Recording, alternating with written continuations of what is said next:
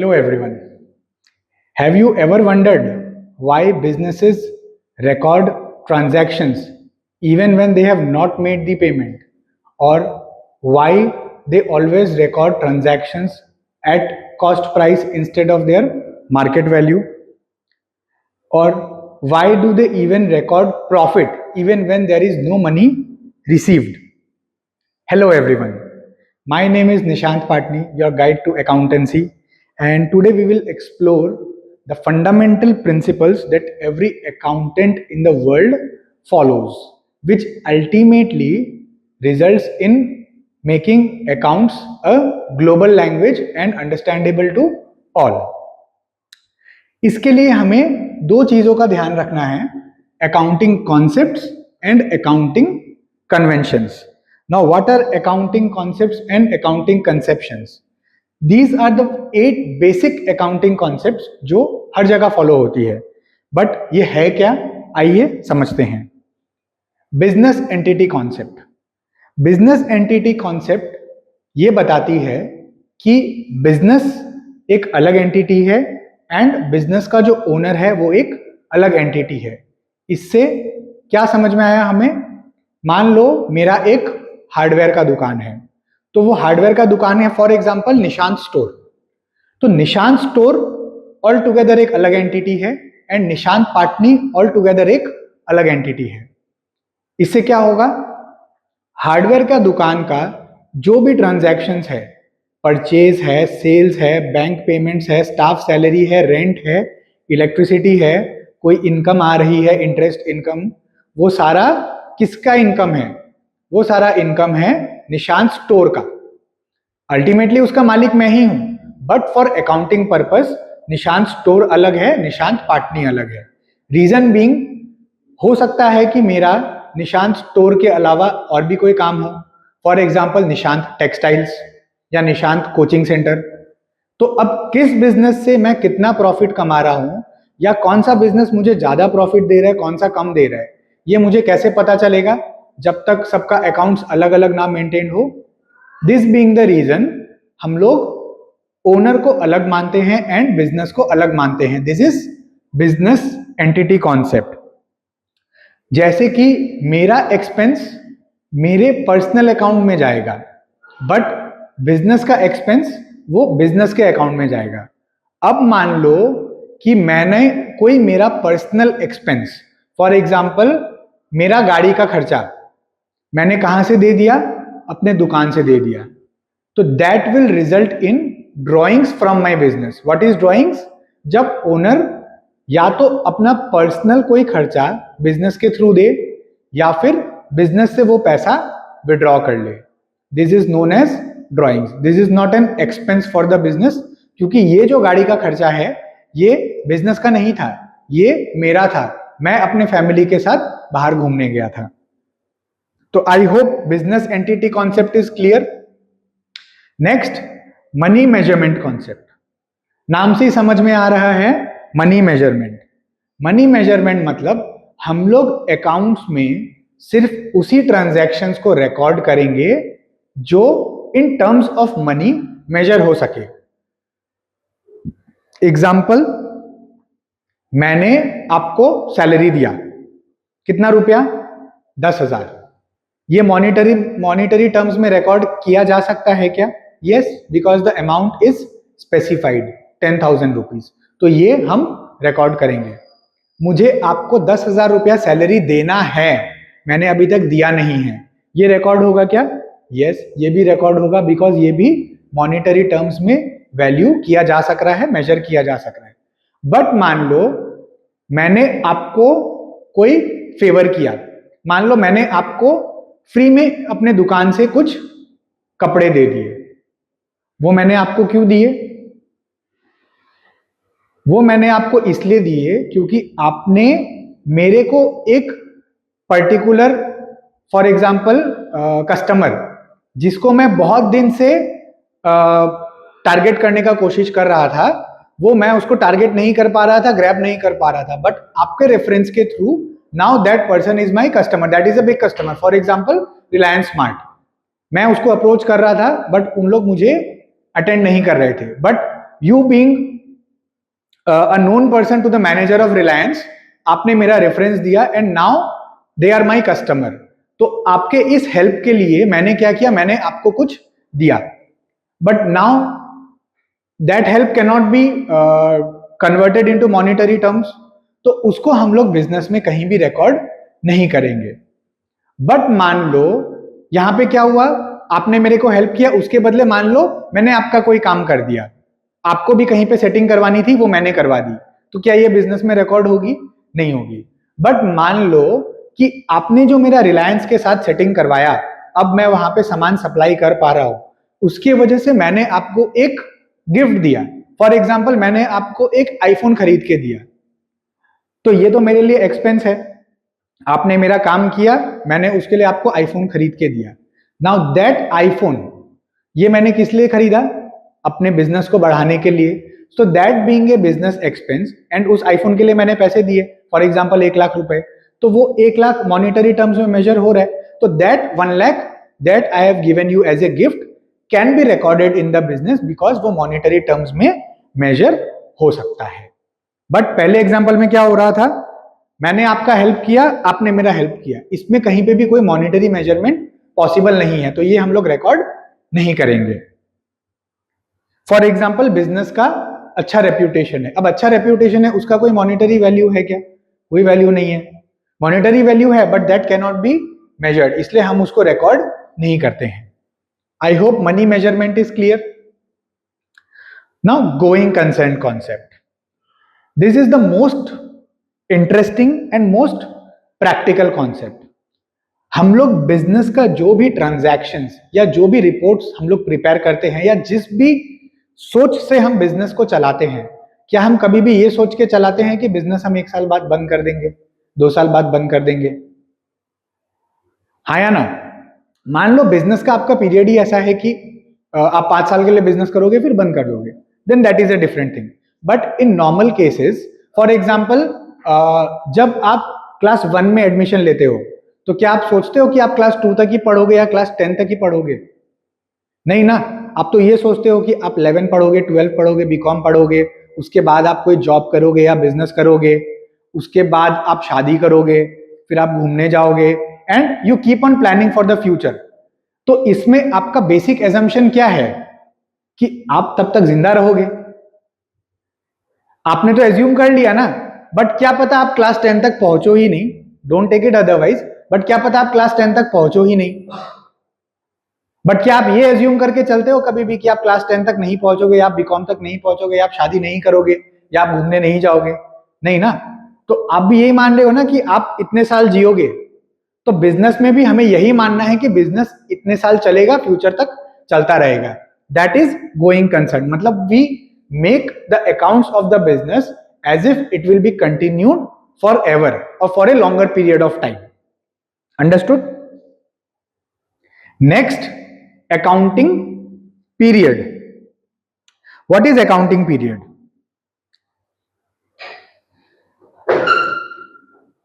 हम लोग बिजनेस, अभी जैसे मैंने बताया, going concern for a longer period of time के लिए चला रहे हैं, बट हमें क्या 20 साल बाद कितना प्रॉफिट होगा वो देखेंगे हम लोग? मतलब बिजनेस पहले हम लोग 20 साल चला लें, उसके बाद हम लोग देखें प्रॉफिट हुआ है कि लॉस हुआ है, तब तक तो हम लोगों का जिंदगी खत्म हो जाएगा। तो what do we do? For tax purpose also, for other government compliances also, and for a practical reason also, हम लोग क्या करते हैं, हम लोग अकाउंट्स एक पीरियड के लिए बनाते हैं। In most cases that period is 1 year, but हम चाहे तो 1 month के लिए भी बना सकते हैं, 3 months के लिए भी बना सकते हैं, जिसको एक क्वार्टर बोलते हैं, हाफ ईयर के लिए भी बना सकते हैं, फुल ईयर के लिए भी बना सकते हैं। मतलब for a specific time period हमें अकाउंट्स बनाना है। रीजन बीइंग, हम लोग जब तक एक स्पेसिफिक टाइम पीरियड तक अकाउंट्स नहीं बनाएंगे, हमें ये नहीं पता चलेगा कि बिजनेस का क्या पोजीशन है, बिजनेस का क्या रिजल्ट है, बिजनेस प्रॉफिट में जा रही है कि लॉस में जा रही है। अगर प्रॉफिट में जा रही है तो क्या इस प्रॉफिट को किसी तरह से इंक्रीज किया जा सकता है? अगर लॉस में जा रही है तो क्या इस लॉस को किसी तरह रिड्यूस किया जा सकता है? अगर हम एक पीरियड के लिए अकाउंट्स नहीं बनाएंगे, तो तो मान लीजिए हमने 2 साल 3 साल 5 साल बाद देखा कि बिजनेस में लॉस हो रहा है, तो अब 4 साल पहले हमने कोई ऐसी गलती की थी जिसकी वजह से हमें आज पता चल रहा है कि लॉस हो रहा है, तो तब क्या हमारे पास कोई टाइम रहेगा उसको ठीक करने का? नहीं। That is also one of the reason कि हम लोग एक पीरियड के लिए अकाउंट्स बनाते हैं। In most cases that is 1 year. चाहे तो हम इसके कम पीरियड के लिए भी बना सकते हैं, इससे ज्यादा के लिए भी बना सकते हैं, that is totally up to us. But हमें एक चीज और का भी ध्यान रखना है कि 1 ईयर हमें इसलिए भी बनाना है बिकॉज जितने भी लीगल कंप्लायंसेस हैं वो सारे 1 ईयर के बेसिस पे ही चलते हैं, तो 1 ईयर वाला तो बनाना ही है। इसके अलावा हमें जो भी बनाना है that is our free will, we can make accounts according to that period also. Cost concept. What is cost concept?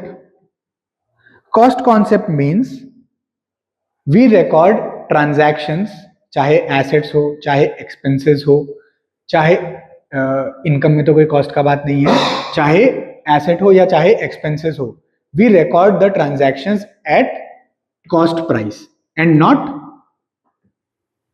market price.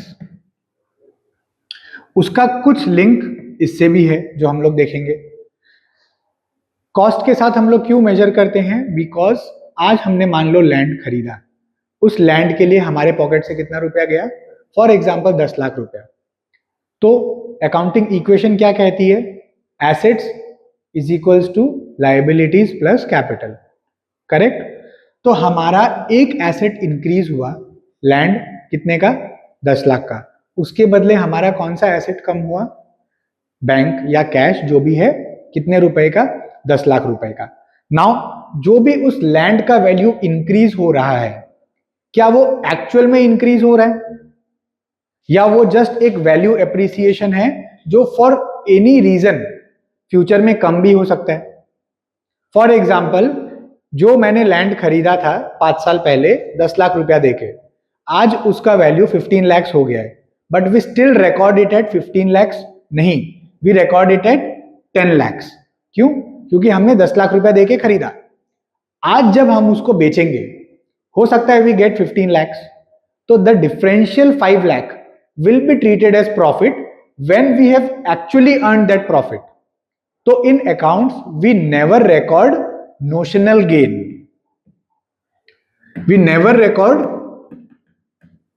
Notional gain, क्योंकि ये प्रॉफिट हमें नहीं पता फ्यूचर में होगा कि नहीं होगा। फॉर एग्जाम्पल, आज क्या हुआ, उस लैंड में अर्थक्वेक की वजह से वो लैंड पूरा डिस्ट्रॉय हो गया, या फिर फ्लड के वजह से वो लैंड पूरा पानी में डूब गया। फ्लड के वजह से चलो पानी वापस चली भी जाएगी, बट अगर अर्थक्वेक की वजह से वो लैंड पूरा खराब हो गया, तो अब क्या उस लैंड का मेरे को 5 लाख रुपया मिलेगा? सॉरी, 15 लाख रुपया मिलेगा? नहीं मिलेगा, क्योंकि अब उस लैंड की कोई वैल्यू नहीं रही। तो देन इट माइट बी कि मुझे 10 लाख भी नहीं मिले, बट मैं उसको रिकॉर्ड करके रखा हूं किस पे? 10 लाख पे ही। जब मैं उसको सेल करने जाऊंगा, तब जो भी मुझे वैल्यू मिलेगी, accordingly I will treat the differential amount as profit और loss. Next, dual aspect. Now what is dual aspect? We know every transaction in accounts has two aspects, debit and credit.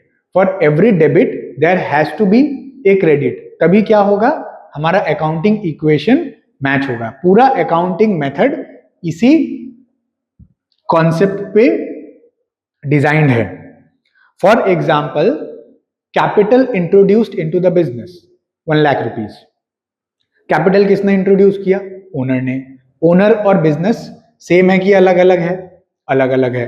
तो जो capital है वो business के लिए क्या है? Liability. कितना रुपया? 1 लाख रुपया। अब ओनर ने जो इंट्रोड्यूस किया, क्या इंट्रोड्यूस किया? 1 लाख रुपया in the form of cash introduce किया। कैश क्या है बिजनेस के लिए? एसेट। तो हमारा एक एसेट इंक्रीज हुआ, क्या? कैश 1 लाख रुपया, एंड एक और क्या इंक्रीज हुआ? हमारा liability by way of capital. कितना रुपया? 1 लाख रुपया। तो इससे हमें क्या समझ में आया? Entire accountancy is based on dual entry concept, dual aspect concept. For every debit there has to be a credit. Matching concept. Matching concept क्या बोलती है? मैचिंग कॉन्सेप्ट ये बोलती है कि हम लोग जिस पीरियड का अकाउंट्स बना रहे हैं उस पीरियड के सारे एक्सपेंसेस, उस पीरियड के सारे इनकम हम लोग उसको उसी पीरियड में रिकॉर्ड करें। फॉर एग्जाम्पल, मेरा बिजनेस का जो प्रीमाइसेस है दैट इज ऑन रेंट, तो हर महीने का मुझे रेंट देना है। तो फॉर एग्जाम्पल अक्टूबर का रेंट मैं कब दूंगा? नवंबर में। बट वो रेंट किस पीरियड का है? अक्टूबर का। तो I will record that rent in the month of October itself. Reason being, वो किस पीरियड का रेंट है? अक्टूबर का। तो मान लीजिए मुझे अक्टूबर का प्रॉफिट जानना है, तो उसमें अक्टूबर का रेंट इंक्लूड होना चाहिए कि नहीं होना चाहिए? और अगर मैं उसको नवंबर में रिकॉर्ड करूं, क्योंकि मैंने पेमेंट नवंबर में किया है, तो क्या मेरा प्रॉफिट सही आएगा? बिल्कुल भी नहीं, बिकॉज मैंने रेंट उस पीरियड का रिकॉर्ड नहीं किया। मतलब उस पीरियड का मैंने इनकम तो रिकॉर्ड कर लिया, बट उस पीरियड का एक एक्सपेंस मैंने रिकॉर्ड नहीं किया क्योंकि मैंने पे नहीं किया था। इसीलिए आया है मैचिंग कॉन्सेप्ट। सपोज अब मैं आपको बोलूं कि मैं पूरे साल भर का रेंट एक बार में देता हूं, तो पूरा 2024 का रेंट मान लो मैं एक ही बार में दे दूं, बट मैं वो दूं 2025 में, साल खत्म होने के बाद मेरा लैंडलॉर्ड मेरे से रेंट लेता है, तो क्या होगा? 2024 के एंटायर पीरियड में जो रेंट है वो तो कहीं पे भी डेबिट नहीं हुआ, मतलब मैंने रेंट को रिकॉर्ड ही नहीं किया। क्यों? क्योंकि मैंने उसे पेमेंट नहीं किया। बट क्या वो 2000 के प्रॉफिट को इंपैक्ट करेगा? बिल्कुल करेगा। Rent has a major chunk in my profit. तो इस वजह से क्या हुआ, 2024 का जो प्रॉफिट है वो इंक्रीज हो गया, बिकॉज मैंने एक एक्सपेंस रिकॉर्ड नहीं किया। तो क्या उस रिपोर्ट से हम करेक्ट एनालिसिस पे आ पाएंगे? बिल्कुल भी नहीं आ पाएंगे, बिकॉज हमने एक एक्सपेंस जो उस पीरियड का था उसको रिकॉर्ड नहीं किया। This is matching concept. For एक respective income we have to record all the respective expenses incurred to earn that income। अगर मैं रेंट पे ही नहीं करता या रेंट पे जगह लेता ही नहीं, तो क्या जो भी मैंने इनकम अर्न किया है वो मैं अर्न कर पाता? बिल्कुल भी नहीं कर पाता। इसीलिए जो इनकम अर्न हुआ है उस इनकम को अर्न करने के लिए जो भी मेरा खर्चा लगा है वो सारा मुझे उसी पीरियड में रिकॉर्ड करना है।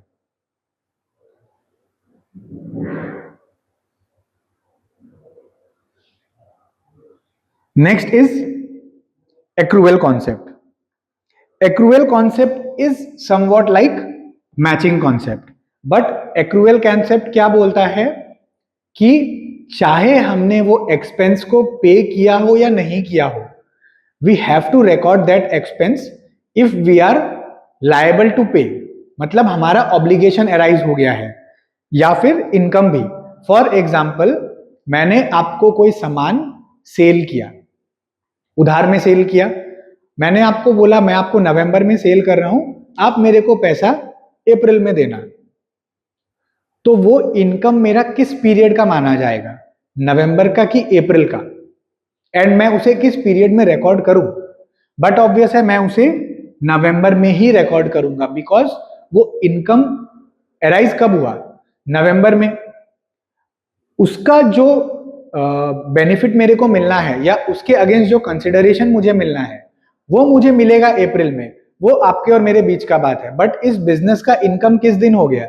जिस दिन मैंने आपको सामान बेचा। तो मैं रिकॉर्ड कब करूंगा उस सेल को? नवंबर में। सिमिलरली मुझे आपको सैलरी देना है, नवंबर का सैलरी है, मैं आपने बोला सर मुझे 4 महीना बाद देना, मेरे घर पे शादी है तब मुझे पैसे की जरूरत पड़ेगी, मैं 4 महीना आपसे पैसे नहीं लूंगा। तो आपने जो मेरे लिए नवंबर में काम किया, अब मान लो आप जनवरी में छोड़ भी देते हो, तो नवंबर और दिसंबर का सैलरी मुझे पे करना है या नहीं करना है आपको? आई एम ऑब्लिगेटेड टू पे, बिकॉज मैंने आपसे उस पीरियड में काम करवाया है। तो इसीलिए मैं आपके सैलरी को नवंबर एंड दिसंबर में रिकॉर्ड करूंगा, अप्रैल में नहीं या फरवरी में नहीं, बिकॉज जस्ट उसका कंसिडरेशन रिलीज हो रहा है बाद में। बट वो इनकर कब हो गया? जब मैंने आपसे वो सर्विसेज लिया। अब मैं आपके लिए ऑब्लिगेटेड हूं, आई एम ऑब्लिगेटेड टू पे you that salary amount, because मैंने आपसे वो काम करवा लिया है। आई होप आपको अकाउंटिंग कॉन्सेप्ट समझ में आ गया होगा। ये कॉन्सेप्ट हमें ध्यान रखना है जब भी हम अकाउंटिंग करेंगे, फ्यूचर में हम इसको फिर रिवाइज भी करेंगे।